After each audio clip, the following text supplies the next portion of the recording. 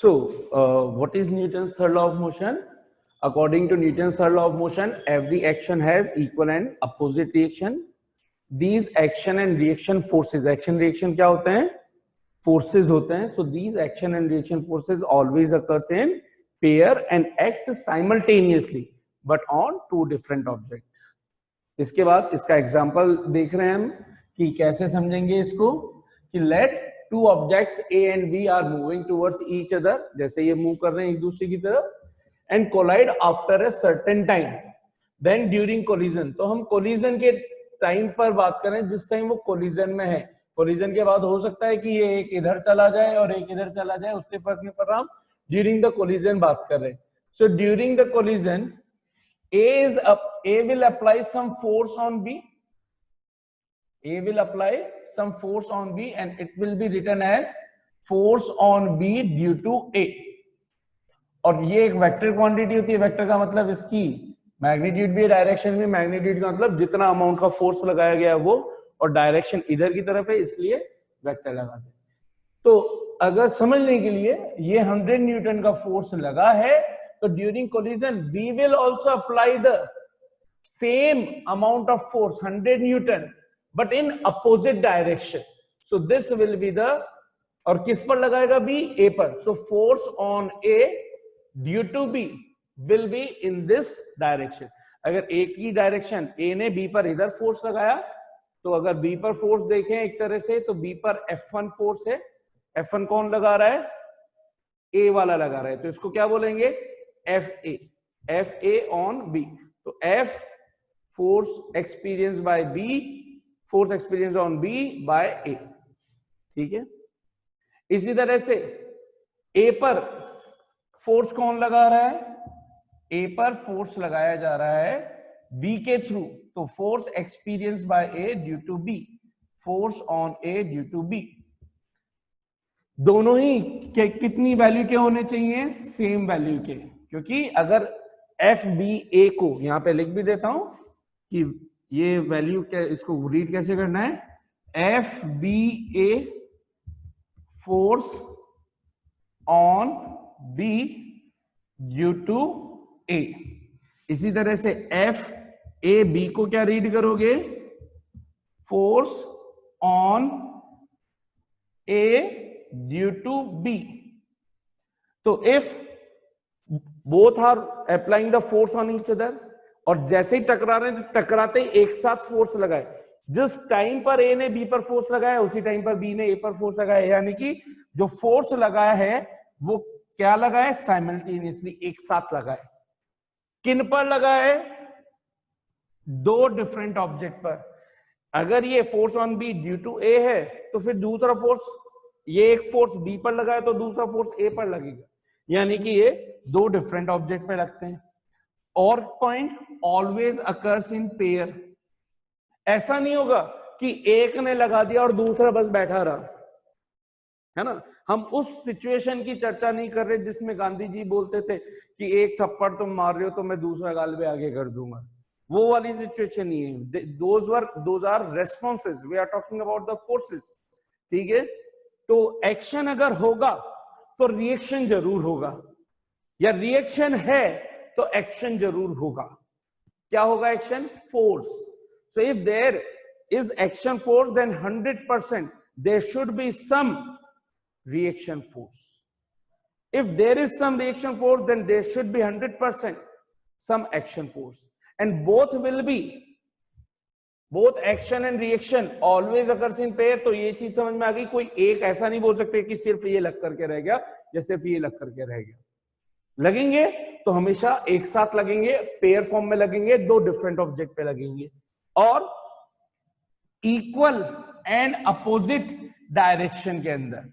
तो equal and opposite का मतलब ये अगर इस डायरेक्शन में लग रहा है तो इसकी जस्ट अपोजिट डायरेक्शन में ही लग रहा है. This is called Newton's third law of motion. हाँ भाई, how many of you properly understood? अच्छा, इसको लिखेंगे कैसे? हेंस अकॉर्डिंग टू न्यूटन्स, ये क्योंकि मैंने एग्जांपल लिया है तो उसको लिखेंगे भी तो सही ना. Hence according to Newton's law of motion, Newton's law of motion, F A force on B due to A should be equal to, but in opposite direction. Opposite के लिए नेगेटिव साइन ले लिया मैंने, माइनस F A B. दोनों एक दूसरे की direction में क्या है, डायरेक्शन वाइज नेगेटिव. ठीक है, तो ये बता रहा है, ये वेक्टर ये बता रहे हैं कि अगर ये इस सेम डायरेक्शन में तो ये इक्वल है इसी की नेगेटिव डायरेक्शन, यानी कि अपोजिट डायरेक्शन में. ठीक है, तो उसको लिखा इस तरह से जाता है. So that's how this is defined as क्या, Newton's third law of motion. कितनों को समझ में आ गया प्रॉपरली?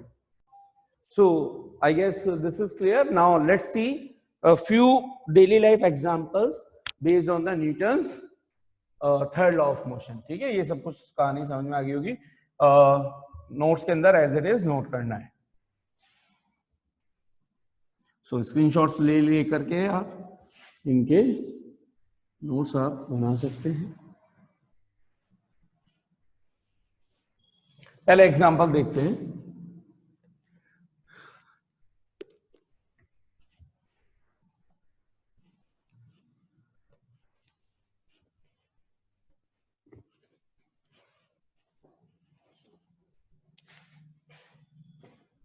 एग्जाम्पल, ठीक है, कि Newton's third law of motion के क्या क्या कुछ एग्जाम्पल हो सकते हैं.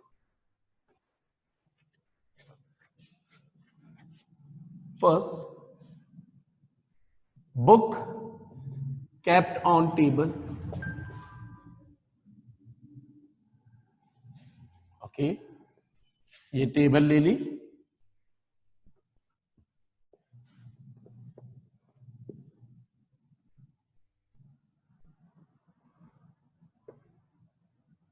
और इस पर हमने रख दी एक book.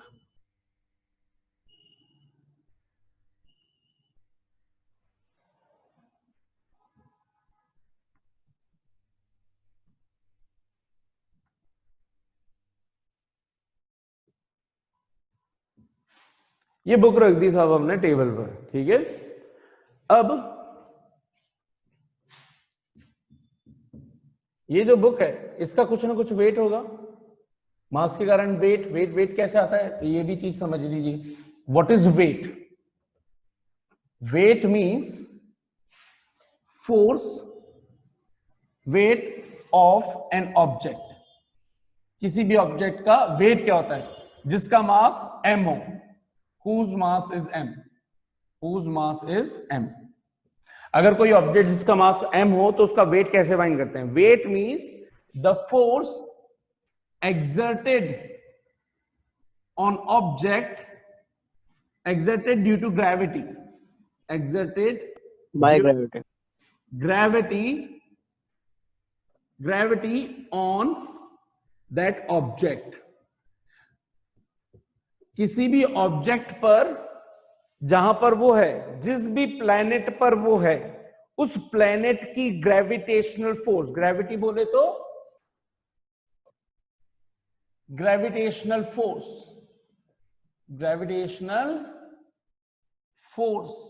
Of the corresponding planet. क्योंकि हम जनरली वेट कंसीडर कहां पे करते हैं? अर्थ पर. तो हम यहां पे अभी बात अर्थ की करेंगे. तो अर्थ जब भी किसी ऑब्जेक्ट पर फोर्स लगाएगी तो फोर्स के थ्रू हमेशा एक्सेलरेशन की टर्म्स में बात की जाती है कि एक्सेलरेशन क्रिएट होना चाहिए या एक्सेलरेशन होता है अगर फोर्स है तो अगर कोई भी ऑब्जेक्ट हो m मास का, तो force acceleration due to gravity जो होता है on earth, acceleration due to gravity यानी कि सिंपली एक्सेलरेशन. तो एक्सेलरेशन ड्यू टू ग्रेविटी यानी कि a की वैल्यू हम बोलते हैं g, है ना. सिंबल हमने दे रखा है जिसकी वैल्यू ऐसा यूनिट में होती है 9.8 मीटर पर second square. This is fixed value on earth. ये हम एक्सेलरेशन ड्यू टू ग्रेविटी कहां की बात कर रहे हैं? तो ग्रेविटी जनरल वर्ड ही अर्थ के लिए लिया गया है. अदरवाइज मोर स्पेसिफिक अगर कहीं पे बोल दिया कि एक्सेलरेशन ड्यू टू मून या acceleration due to the gravity of moon, तो वहां पर फिर हम मून की ग्रेविटी लिखेंगे. मून की ग्रेविटी जनरली अर्थ से 1/6 टाइम होती है, यानी कि अगर किसी को एक्सेलरेशन ऑफ मून लिखना है then you will be writing g/6। क्यों? क्योंकि acceleration due to earth will be on any object will be g 9.8। तो ये ऑलमोस्ट मून पर उस एक्सेलरेशन का 1/6 टाइम रह जाता है। तो इन जनरल, क्योंकि हम जब ग्रेविटी बोलते हैं कुछ नहीं बोला तो बाय डिफॉल्ट अर्थ काउंट करना है। तो अगर m मास पर अगर ये कोई ऑब्जेक्ट है और इस पर कोई फोर्स लगे F, जिसके कारण ये मोशन में आ जाए और ए एक्सेलरेशन क्रिएट हो जाए, तो हम बोलते हैं according to Newton second law of motion F is equal to m, F is equal to m, है ना। Force is equal to mass into acceleration, याद रखने का तरीका फादर इक्वल्स टू मास। ठीक है, अगर यही चीज यहां पे ऐसे होती कि ये फोर्स लग रहा है, कोई नीचे फोर्स लग रहा है जिसके कारण ये नीचे मोशन कर रहा है और इसमें एक्सेलरेशन ए का क्रिएट हो रहा है, तो भी आप इसको क्या लिखते हैं, F is equal to ma, क्योंकि m मास के अंदर कितना एक्सेलरेशन क्रिएट हुआ है। लेकिन अगर यही चीज मैं फ्री फॉल बोल दूं, तो फ्री फॉल हमेशा किसके अंदर होती है, ग्रेविटी के अंदर। ये नीचे क्यों आता है छोड़ने पर, हम तो फोर्स लगा नहीं रहे। तो किसी ऑब्जेक्ट को हवा में ड्रॉप कर दिया जाए, हवा में ड्रॉप कर दिया जाए तो वो नीचे आता है। क्यों आता है, ये नीचे आ रहा है, देखिए मैं ड्रॉप कर रहा हूं, मैं तो फोर्स लगा भी नहीं रहा कि मैं फेंक रहा हूं, मैं तो बस होल्ड कर रहे हूं, बस छोड़ा है मैंने, छोड़ से ये नीचे आ रहा है। तो नीचे आते इसकी मोशन में आ गया, मोशन में आ गया, और यहां पर फोर्स कौन लगा रहा है, ग्रेविटी, तो वो एक्सेलरेशन कितना देती है, g। तो ये F इज इक्वल टू क्या बन जाता है, mg। This force created by gravity, ठीक है, जब कोई और फोर्स ना लग रहा हो, m मास पर सिर्फ ग्रेविटी वाला फोर्स लग रहा हो जिसके कारण ऑब्जेक्ट हमेशा नीचे बना हुआ है, उस फोर्स को बोलते हैं वेट ऑफ ऑब्जेक्ट। तो weight of object force exerted due to gravity, तो इसको क्या लिखा जाएगा, mg। अच्छा, तो फिर क्या होगा कि सर आप कैसे खड़े हुए हो या हम कैसे खड़े हुए हैं, तो ऑब्वियस सी बात है, हमको ये एग्जांपल एक्शन रिएक्शन का है। कैसे, यहां सोचिए कि अगर इसका मास m होता बुक का, तो इसका वेट मैं क्या बोल रहा होता।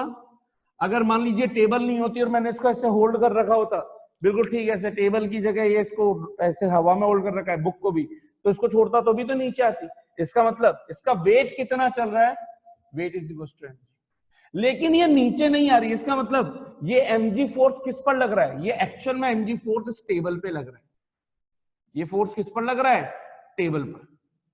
हो सकता है ये थोड़ी देर के लिए मान लिया कि m की वैल्यू अगर 10 kg मान ले समझने के लिए, तो वेट कितना हो जाएगा, wait of object 10 into 9.8, 98 Newton.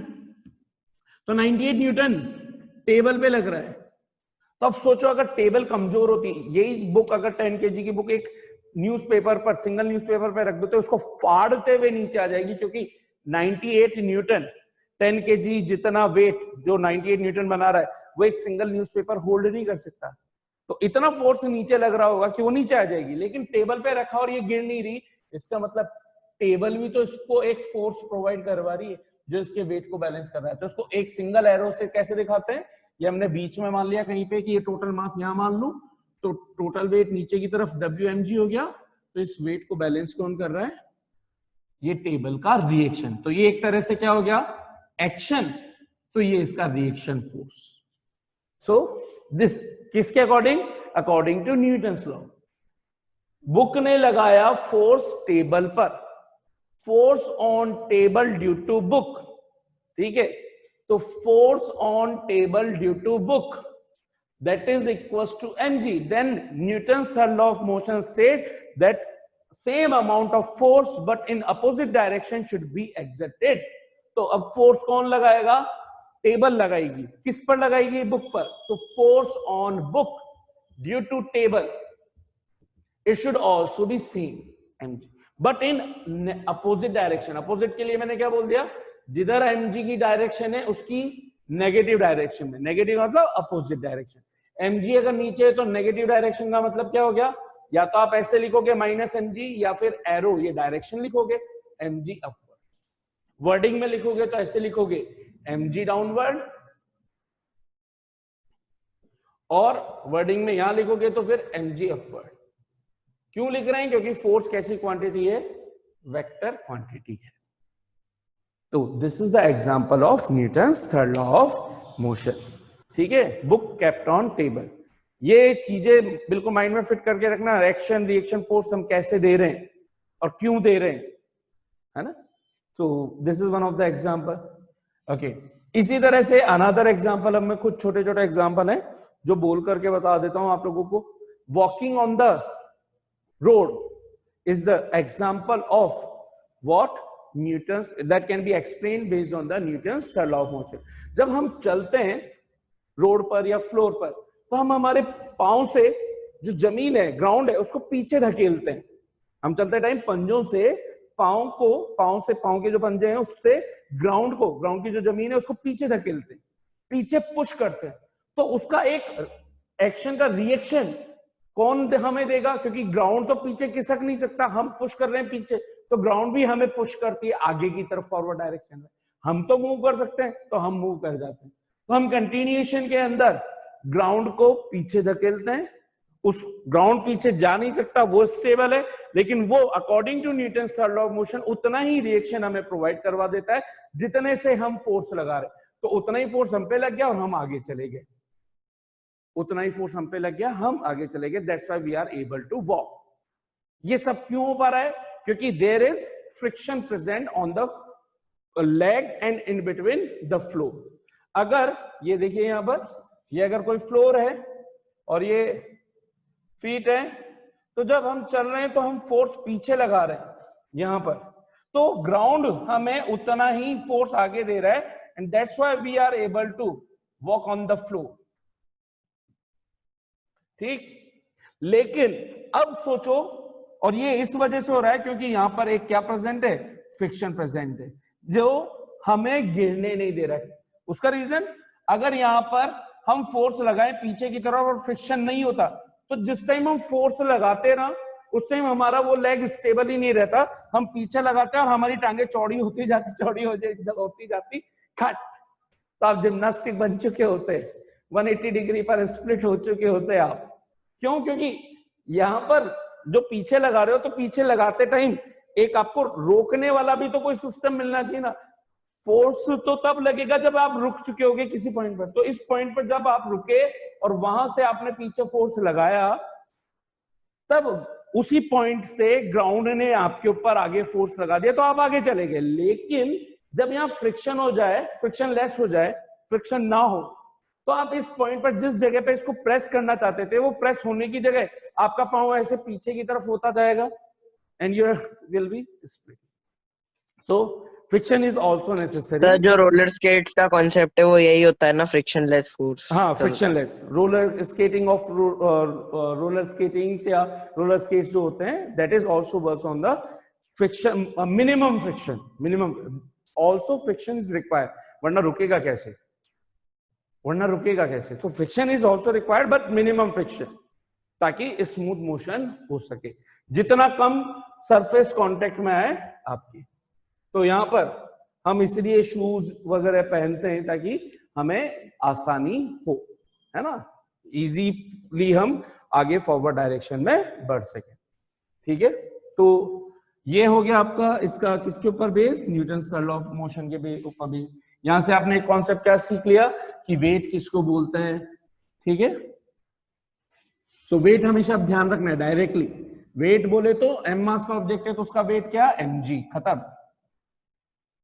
ठीक, अच्छा, और क्या हो सकती है, और इसके एग्जांपल हम ले सकते हैं एक्शन रिएक्शन का। बॉटल का कैप खोल रहे हैं, तो आप सोचो कि मैं बॉटल का कैप खोल रहा हूं, तो मैं एक एक्शन दे रहा हूं, उसके अपोजिट एक रिएक्शन मिल रहा है।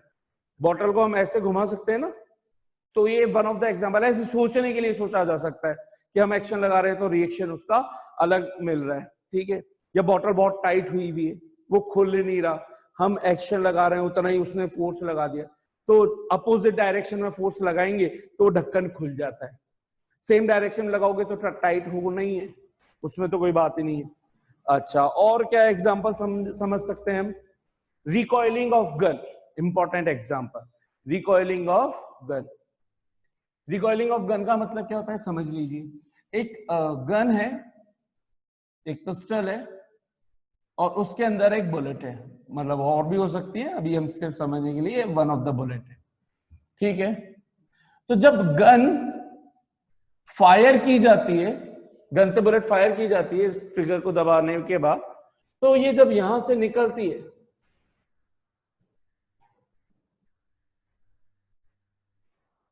ये बुलेट जब निकलेगी बाहर की तरफ, तो ये गन या पिस्टल पीछे की तरफ बैकवर्ड आती है। उसका रीजन, अभी पूरा सिस्टम रेस्ट पर है, पूरा सिस्टम रेस्ट पर है, ठीक है। तो टोटल फोर्सेस सब कुछ जीरो चल रहे हैं। जैसे ही हमने फोर्स लगाया, यहां पे जो इसका स्प्रिंग मैकेनिज्म होता है वो एकदम से इसको लार्ज फोर्स आगे की तरफ प्रोवाइड कराता है। तो क्योंकि पहले फोर्स जीरो था, तो अब भी नेट फोर्स पूरे सिस्टम का इसका गन का प्लस बुलेट का मिलकर के टोटल फोर्स जीरो रहे। F A B plus F B A zero रहे। फोर्स ऑन ए और फोर्स ऑन बी दो अलग अलग मिलकर के जीरो हो रहे हैं, क्योंकि दोनों इक्वल एंड अपोजिट है। तो पूरे सिस्टम का फोर्स जीरो रहे, उसके लिए अगर ये फोर्स इधर लगा है, इसको अगर मैं force on bullet simply F B बोल दूं, तो इसके अपोजिट ये बुलेट का फोर्स है, बुलेट पे फोर्स है, तो गन पे फोर्स किधर लगना चाहिए? Newton third law of motion क्या बोलता है? ए ने बी पर फोर्स लगाया इधर, तो बी ए पर फोर्स लगाएगी इधर, तो बुलेट किस पे फोर्स लगाएगी? गन पर। किधर की तरफ है? इधर। तो ये एफ जी, तो F G should be is equal to F B, लेकिन अपोजिट डायरेक्शन के अंदर। तो गन का फोर्स किधर की तरफ आया? बुलेट की अपोजिट डायरेक्शन में, पीछे की तरफ। यही रीजन होता है कि बुलेट जब फायर की जाती है तो गन पीछे आती है। तो कोई कहेगा सर बुलेट तो इतनी तेजी से जा रही है, वो उतनी तेजी से पीछे थोड़ी आ रही है। तो बुलेट का मास, फिर से यहां पर क्या चीज हुई? फोर्स लगना अलग चीज हुई, फोर्स का इफेक्ट कैसा एक्सपीरियंस हो रहा है दूसरी अलग चीज हुई है। वो चीज छोटी है, उसका मास छोटा है, तो ये कम मास ज्यादा वेलोसिटी से जा रही है, इसका मास बड़ा है, इसकी स्पीड कम हो जाएगी, ताकि जो वो लीनियर मोमेंटम बना, लीनियर मोमेंटम एक्सप्लेन किया गया था। लीनियर मोमेंटम क्या था? फोर्स का वो इफेक्ट जिसको मास और वेलोसिटी के कंबाइंड इफेक्ट के थ्रू समझाया जा सके। ज्यादा मास ज्यादा लीनियर मोमेंटम, ज्यादा स्पीड ज्यादा लीनियर मोमेंटम। लेकिन अगर मुझे पूरे सिस्टम का टोटल लीनियर मोमेंटम अगर मैं पहले देखता यहां पर, तो यहां पर ये भी गन भी रुकी हुई है, बुलेट भी रुकी हुई है, तो total linear momentum P gun plus P bullet, linear momentum of gun plus linear momentum zero आ रहा था। तो बाद में भी तो जीरो ही रहना चाहिए, क्योंकि हमने तो कोई फोर्स लगाया नहीं, पूरा ये अंदर के अंदर ही चल रहा है। तो पूरा जीरो बना रहे, यानी कि टोटल लीनियर मोमेंटम सेम बना रहे। तो अगर ये बुलेट कम मास की बुलेट, स्मॉल m1 बोल दो इसको, ये v1 वेलोसिटी से आगे गई है, तो अब जो बुलेट का लीनियर मोमेंटम जिसको p डैश बोल दूं, तो ये हो जाएगा m1 v1। तो इस हिसाब से गन का जो लीनियर मोमेंटम होगा, गन भी तो पीछे आ रही है, तो अगर गन का मास m2 है तो इसकी स्पीड v2 होनी चाहिए, m2 v2। लेकिन हमें पता है कि शुरू में अगर जीरो चल रहा था टोटल लीनियर मोमेंटम, तो बाद में भी तो जीरो होना चाहिए, क्योंकि पूरे सिस्टम पर बाहर से किसी ने फोर्स नहीं लगाया। तो अगर ये सब कुछ इंटरनल फोर्सेस की तरह एक्ट कर रहे हैं, तो total linear momentum should be zero, यानी कि एफ बी डैश और F G dash, PG dash और पीबी डैश ये जीरो होना चाहिए। m1 v1 plus m2 v2 should be zero, तो m1 v1 is equal to minus m2 v2। यहां से मैं इसको क्या लिख सकता हूं? v2 अपॉन या m2 अपॉन m1, इसको इधर नीचे ले जाऊं और इसको इधर नीचे ले जाऊं, तो m2 upon m1 is equal to v1 upon v2 but in negative direction. तो या फिर v1 upon v2 is equal to m2 upon m1 minus direction, क्योंकि मास ज्यादा है, इसका मास ज्यादा है। तो आप खुद सोचिए कि ये कैसा रिलेशन आ रहा है, v1 और m1 इनवर्स रिलेशन आ रहा है। जिसका मास ज्यादा उसकी स्पीड कम होनी चाहिए, 1/2, 2/1। तो मास किसका ज्यादा है? बुलेट का ज्यादा है, तो स्पीड किसकी कम होनी चाहिए? मास किसका ज्यादा है? गन का ज्यादा है, तो स्पीड किसकी कम होनी चाहिए? बुलेट की। जिसका मास कम है उसकी स्पीड ज्यादा होगी, so that total linear momentum same बना रहे, उनका जोड़ करके 0 बना रहे। कितनों को कॉन्सेप्ट समझ में आ गया प्रॉपरली?